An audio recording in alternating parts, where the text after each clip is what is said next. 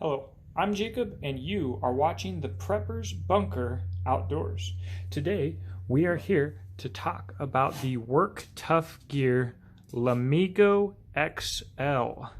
This is an initial impressions video with only slight use to the blade. So important to this video, we'll be talking about specs, a couple other kind of boring things, and then we're going to talk about what I expect of the blade. What you can see in front of you is a basic size comparison to the SE Laser Strike, the Hogue EXFO2, the Anza Boddington, the Exodus Knife and Tool Jackalope prototype that the post office mangled to death, and the Exodus Knife and Tool Adventure Craft. So the basic specs of the Work Tuff Lamigo XL is that it has a blade that is 6.3 inches. It's about 2/10 of an inch thick. The overall length is 12 inches, weight 12 ounces. The MSRP is $125 on Amazon. And the steel on this guy is SK85. It's an updated version of the old SK5, which was basically 1080 from Japan. And as I understand it from them, this is being a modified 1080 series steel is similar to, say, ADCR V2. And it does come, wow, with this Kydex sheath, which I will talk about in a moment. All right, so let's get this crap out of the way here. So the first interesting thing that you would notice about this knife, first off, this knife is the typical and accepted quote-unquote survival knife size. 6-inch blade, somewhere between 3/16 of an inch thick and 1/4 inch thick seems to be the standard, which is directly where this knife falls at 0.19 of an inch. I think that's 5/32. I don't really remember, but it's 1/5 of an inch. All right, so right in between 3/16 and 1/4 inch. These scales are contoured G10, and the knife came sharp. So, initial impressions. We'll start at the tip and work our way back. The blade has a nice finish. There's no coating on it. It's nice and smooth. It's a nice high grind. It's a grind that reminds me of a Trace Rinaldi or a hood grind, being taller at the top than the base, which I like. One of the important details of the knife, like I said, it came sharp, but it's always hard to show this. That is quite a thick edge. Quite a bit thicker than, say, your SE edge. Let's show this to you if we can here.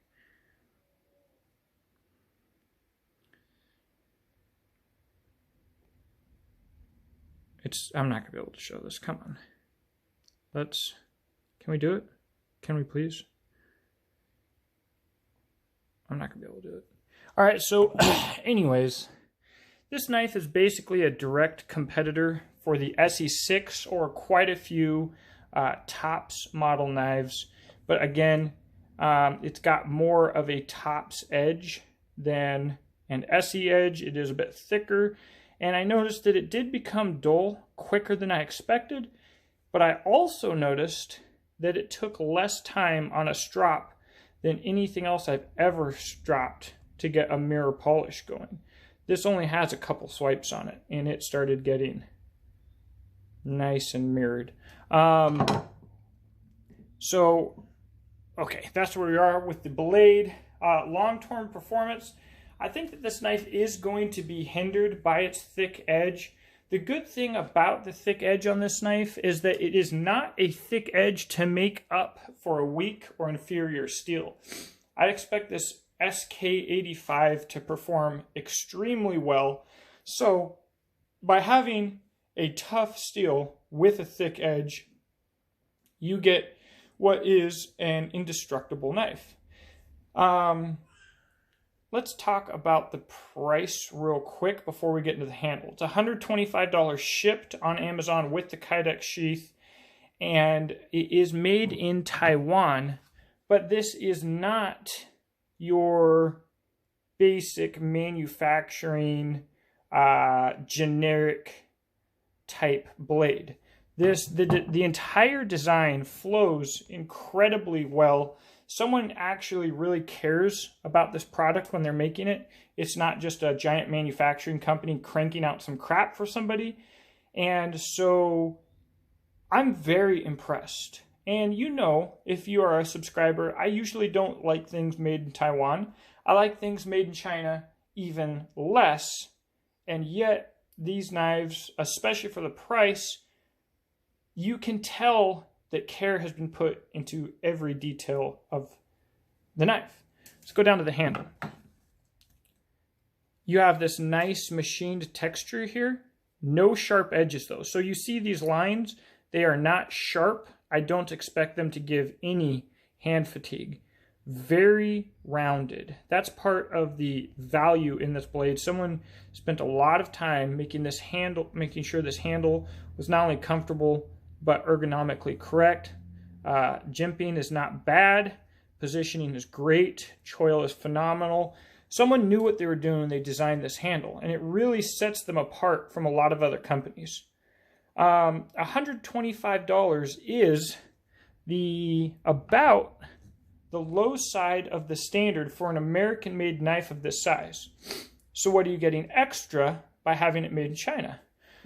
Oh, I'm so sorry. Made in Taiwan. Your finish, in my opinion, is better being raw than what I would expect from an American-made counterpart.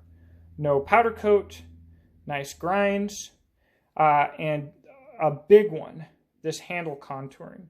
Very rounded, very nice. You're not getting blocky generic scales. You're getting very nice scales. I don't see anybody going to the aftermarket for these because the standard scales are so nice. And you get the bow drill divot, which is really cool. So are they offering a lot for the money?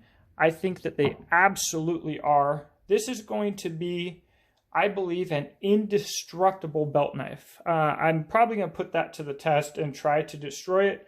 But I don't think I'm going to be able to, especially considering if the heat treat is good, what it took to break an SE Hungless 2, which is a thinner knife at 3/16 of an inch thick with a thinner edge and a longer blade and a longer handle. It was still essentially indestructible. What does that mean for this knife? It might be too indestructible for the size. They could probably have scaled it down a little bit or just, more importantly, just thinned down that edge to improve cutting performance and longevity, sharpenability, without any real sacrifice in strength, but that is to be seen. And let's finally talk about the sheath. The sheath itself is phenomenal. Check this out. Beautiful click, no rattle, beautiful release, no extra tension. The sheath itself at least equals the rest of the knife. I mean, it is, whoever's bending their kydex has done an absolutely fantastic job with the kydex. That's the sheath itself. The belt loop seems to be good quality. I have one complaint that is fairly common for me. I believe that the screws should extend to the end of the threads and be Loctited. So if you're going to put together on a large scale these sheaths, get screws long enough to extend all the way to the end of the threads for security, for aesthetics, for everything. That would just be an attention to detail item for me. And I don't really like the belt loop because when you're walking with it, you can kind of hear the belt loop slap against the handle. Also, I don't really trust kydex like this. I believe that it has a wear cycle that ends in failure with a lot of use, especially heavy use. So, you know, somehow I fall, the knife gets torqued really hard over to the side. After this has about 1 million wear cycles on it just from wearing it, I believe it will break. I believe that a prudent upgrade for the sheath design would be a Kydex holder for a nylon dangler. I believe that would be a better design. It would be quieter and it would be more refined. But the sheath itself is so good that it would be worth upgrading the dangler 100%. It's really good. So, that's what I've got to say about this. I have high expectations, high hopes. I'm very impressed with Work Tuff. I saw them on Instagram, and here's the thing. When I first saw them, they were in Bowler K110, which is essentially German-made D2, and they were made in Taiwan. For me, that was kind of two strikes. Again, I am biased against things made in Taiwan. And I'm biased against things made in D2. Once they came out with SK85 and I met them at Blade Show and realized that these were honest guys that really love knives and they're making things themselves. This isn't just some generic company that mass produces knives for other companies and they just decided to make a little bit of extra money themselves. This is someone who actually looks into the design themselves and does a phenomenal job. I wanted to work with them and reached out to them. So I got two knives. The other one is in D2. What I foresee happening is me testing these knives with the factory edge. All right. And then sending them out to be reprofiled by someone competent and thinned out, and then seeing if they're still tough enough to hold up to the job and if they perform better.